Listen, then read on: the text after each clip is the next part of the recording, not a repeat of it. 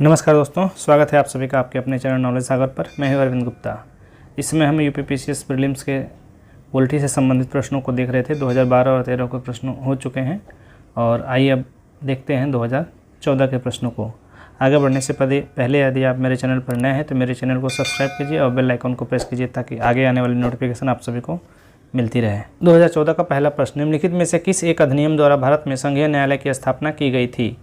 ए. भारत परिषद अधिनियम 1861, बी. भारत सरकार अधिनियम 1909, सी. भारत सरकार अधिनियम 1919, डी. उपयुक्त में से कोई नहीं। तो फ्रेंड, इसका सही उत्तर है डी। भारत में संघीय न्यायालय की स्थापना 1 अक्टूबर 1937 को की गई थी और वो हुआ था भारत सरकार अधिनियम 1935 के जरिए, इसलिए इसका सही उत्तर है डी। अगला प्रश्न, निर्वाचन आयुक्त हटाया जा सकता है? ए. मुख्य निर्वाचन आयुक्त द्वारा, बी. प्रधानमंत्री द्वारा, सी. मुख्य निर्वाचन आयुक्त के परामर्श पर राष्ट्रपति द्वारा, डी. भारत के मुख्य न्यायाधीश द्वारा। तो इसका सही उत्तर है फ्रेंड्स, मुख्य निर्वाचन आयुक्त के परामर्श पर राष्ट्रपति द्वारा, अर्थात निर्वाचन आयुक्त को मुख्य निर्वाचन आयुक्त के परामर्श पर राष्ट्रपति हटा सकता है, जिसका जिक्र अनुच्छेद 324(5) में है। उसमें यह कहा गया है कि मुख्य निर्वाचन आयुक्त को उसी रीति और उसी आधार पर हटाया गया जिस रीति और जिस आधार पर उच्चतम न्यायालय के न्यायाधीशों को हटाया जाता है। इसमें भारत के निर्वाचन आयुक्त के बारे में कुछ जान लेते हैं। भारत में निर्वाचन आयोग की स्थापना 25 जनवरी 1950 को हुई थी। इसी 25 जनवरी के दिन को हम राष्ट्रीय मतदाता दिवस के रूप में मनाते हैं। ये भी प्रश्न बन जाता है कि राष्ट्रीय मतदाता दिवस कब मनाया जाता है? तो 25 जनवरी, यानी गणतंत्र दिवस के ठीक एक दिन पहले। नेक्स्ट, सर्वोच्च न्यायालय का न्यायाधीश अपना पद त्याग सकता है पत्र लिखकर? ए. मुख्य न्यायाधीश को, बी. राष्ट्रपति को, सी. प्रधानमंत्री को, डी. विधि मंत्री को। इसका सही उत्तर है फ्रेंड्स राष्ट्रपति को। जो भारत का सर्वोच्च न्यायालय का न्यायाधीश है वो राष्ट्रपति को अपना पत्र लिखकर, या वो त्याग पत्र अपना किसको देगा? राष्ट्रपति को। ये अनुच्छेद 124(2) में वर्णित है। निम्नलिखित में राज्यसभा के विषय में कौन सही है? 1. यह भंग नहीं की जा सकती। 2. इसका कार्यकाल 5 वर्ष का होता है। 3. प्रत्येक 2 वर्ष बाद इसके 1/3 सदस्यों का कार्यकाल समाप्त हो जाता है।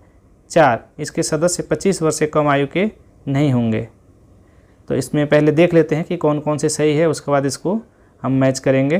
पहला देखिए, यह भंग नहीं किया जा सकता। ये कथन बिल्कुल सत्य है क्योंकि राज्यसभा एक स्थायी सदन है, इसे भंग नहीं किया जा सकता।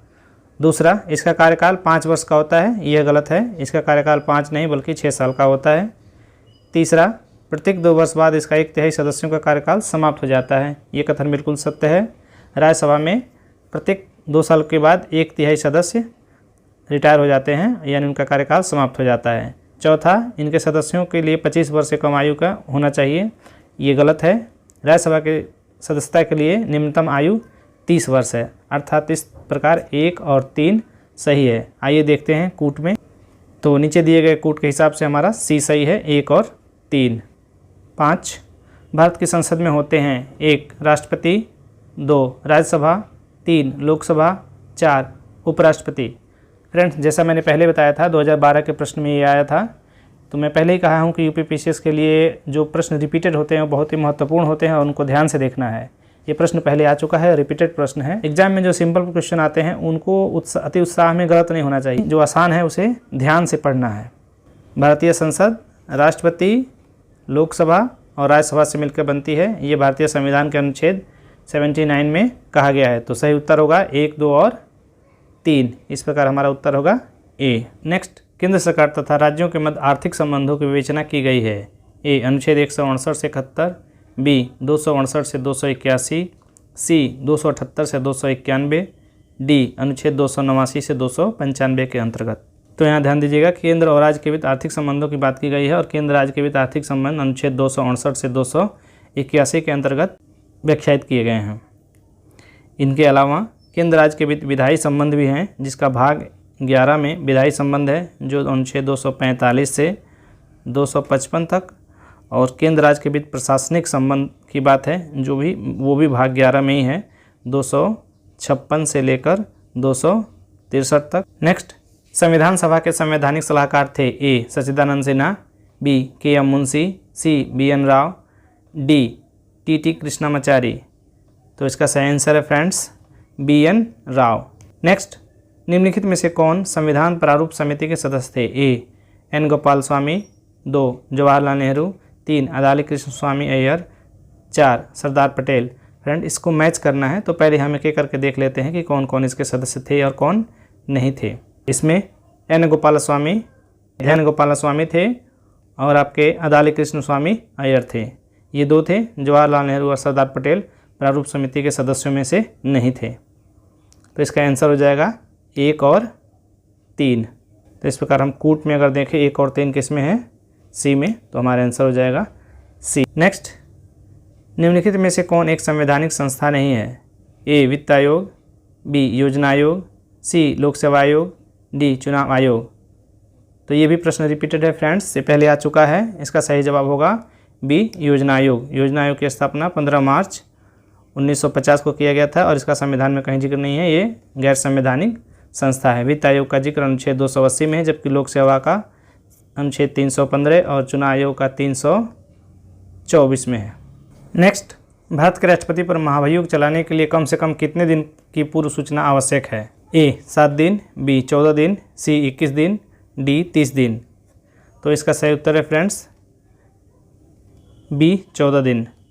राष्ट्रपति पर महाभियोग चलाने की प्रक्रिया का वर्णन अनुच्छेद 61 में है और यह संकल्प यानी राष्ट्रपति के ऊपर महाभियोग लगाने का संकल्प दोनों सदनों में, लोकसभा या राज्यसभा, कहीं भी लाया जा सकता है। लेकिन इस संकल्प पत्र पर महाभियोग लगाने की प्रक्रिया में 25% सदस्यों का हस्ताक्षर होना जरूरी है, तब जाकर ये महाभियोग लगाने की कार्रवाई हो सकती है और 14 दिन की पूर्व सूचना उनको देना अनिवार्य है। उसके बाद प्रत्येक सदन से यानी अर्थात लोकसभा और राज्यसभा से विशेष बहुमत यानी 2/3 बहुमत पास होने के बाद ही राष्ट्रपति पर महाभियोग लगाया जा सकता है।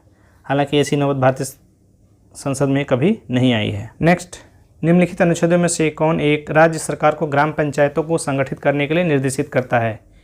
ए अनुच्छेद 32, बी अनुच्छेद 40, सी अनुच्छेद 48, डी अनुच्छेद 51। ये राज्य के नीति निर्देशक तत्वों से संबंधित है और ये पहले भी मैं बता चुका हूँ। इसका सही आंसर होगा अनुच्छेद 40। नेक्स्ट, भारतीय संसद की लोकलेखा समिति के अध्यक्ष को कौन मनोनीत करता है? ए लोकसभा का अध्यक्ष, बी प्रधानमंत्री, सी राष्ट्रपति, डी राज्यसभा के सभापति। तो इसका सही उत्तर है फ्रेंड्स ए लोकसभा का अध्यक्ष। भारतीय जो संसद होती है वो कुछ समितियों के माध्यम से चलती है, जैसे लोकलेखा समिति, प्राक्कलन, और एक परंपरा के मुताबिक लोकलेखा समिति का जो अध्यक्ष होता है वो विपक्षी दल का ही कोई नेता होता है। इस समिति में कुल 22 लोग होते हैं और इन 22 लोगों में से 15 लोग लोकसभा से होते हैं और 7 राज्यसभा से होते हैं। इनका कार्य क्या होता है? भारत सरकार के विनियोग लेखाओं पर जो नियंत्रण और महालेखा परीक्षक का प्रतिवेदन होता है उन प्रतिवेदनों की ये समीक्षा करते हैं। नेक्स्ट, निम्नलिखित में से कौन संसद के दोनों सदनों की संयुक्त बैठक की अध्यक्षता करेगा? ए राष्ट्रपति, बी प्रधानमंत्री, सी राज्यसभा का सभापति, डी लोकसभा का अध्यक्ष। तो इसका सही आंसर है फ्रेंड्स डी लोकसभा का अध्यक्ष। जो ज्वाइंट सीटिंग होती है संयुक्त बैठक, उसकी अध्यक्षता लोकसभा का अध्यक्ष करता है। लेकिन यदि प्रश्न पूछता है कि लोकसभा दोनों संयुक्त बैठक की को बुलाता कौन है यानी आहूत कौन करता है, तो उत्तर होगा हमारा राष्ट्रपति। ये प्रश्न पहले भी आ चुका है। और संयुक्त बैठक के प्रावधान किस में है? अनुच्छेद 118(4) में है। और संयुक्त बैठक का प्रावधान कहाँ से लिया गया है? आ चुका है। संयुक्त बैठक की जो व्यवस्था है वो कहाँ से लिया गया है? ऑस्ट्रेलिया से लिया गया है। और संयुक्त बैठक का प्रावधान किस में है? भारतीय अनुच्छेद के 108 में। नेक्स्ट, निम्नलिखित में से किस वाद में भारतीय संविधान के मूलभूत ढांचे की अवधारणा प्रतिपादित की गई थी? ए इंदिरा साहनी वाद, बी शंकरी प्रसाद का वाद, सी रुदल शाह का वाद, डी उपयुक्त में से कोई नहीं। तो इसका सही जवाब है फ्रेंड्स डी उपयुक्त में से कोई नहीं। बहुत ही प्रसिद्ध केस है केशवानंद भारती बनाम केरल राज्य 1973। इसी केस के जरिए भारतीय संविधान संशोधन में अनुच्छेद 368 जिसमें भारतीय संविधान को संशोधित करने की शक्ति है, इसी को लेकर व्याख्या करने के क्रम में मूल ढांचे की अवधारणा या मूलभूत ढांचे की अवधारणा प्रकाश में आई थी। किसी राजनीतिक दल को क्षेत्रीय दल के रूप में मान्यता दी जाती है यदि ए वह राज्य में या तो लोकसभा अथवा विधानसभा चुनाव में 4% वोट प्राप्त करता है, बी वह राज्य में या तो लोकसभा अथवा विधानसभा चुनाव में 6% वोट प्राप्त करता है, सी वह राज्य में या लोकसभा अथवा विधानसभा चुनाव में 8% वोट प्राप्त करता है, डी उपयुक्त में से कोई नहीं। तो इसका सही उत्तर होगा फ्रेंड्स सी।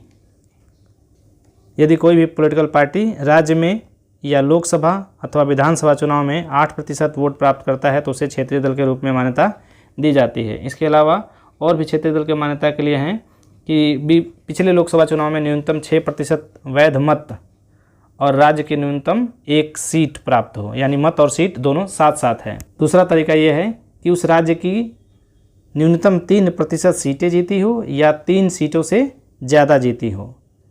नेक्स्ट है कि या वो पिछले चुनाव में 25 सदस्यों के लिए कम से कम 1 सीट अथवा राज्य के लिए निर्धारित कोई संख्या या भाग में जीत प्राप्त की हो, या तो विकल्प सी में दिया गया है। नेक्स्ट, भारत में निम्नलिखित राज्यों के बनने का सही कालक्रम को पहचानिए और नीचे दिए गए कूट से कीजिए। ए, आंध्र प्रदेश, हिमाचल, हरियाणा और सिक्किम। तो सबसे पहले हम देख लेते हैं कि कौन से राज्य किस सन में आए। आंध्र प्रदेश की स्थापना 1953 में हुई थी और हिमाचल प्रदेश की स्थापना 1971 में, जबकि हरियाणा हमारा अस्तित्व में आया था 1966 में और सिक्किम की स्थापना हुई थी 1975 में। तो हमारा एक क्रम हो जाएगा 1, 3, 2, 4। एक प्रश्न यहाँ और बनता है कि भाषा के आधार पर बनने वाला पहला राज्य कौन सा है।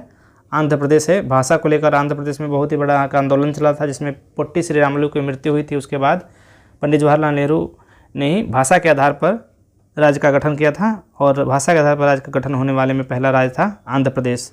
तो 1, 3, 2, 4 हमारा सही उत्तर है। देखते हैं किस ऑप्शन में है। ऑप्शन होगा बी। राष्ट्रपति आंग्ल भारतीय समुदाय से कितने सदस्यों को नामित कर सकता है यदि वह इस राय का है कि लोकसभा में इस समुदाय का पर्याप्त प्रतिनिधित्व नहीं है।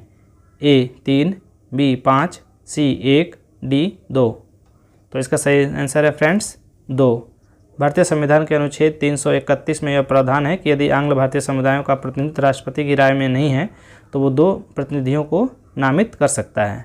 ये प्रश्न पहले भी आ चुका है और जब मैंने आपको बताया था कि वर्तमान समय में भारतीय लोक में संसद में सदस्यों की संख्या कितनी है 543 और मैक्सिमम हो सकती है कितनी 552,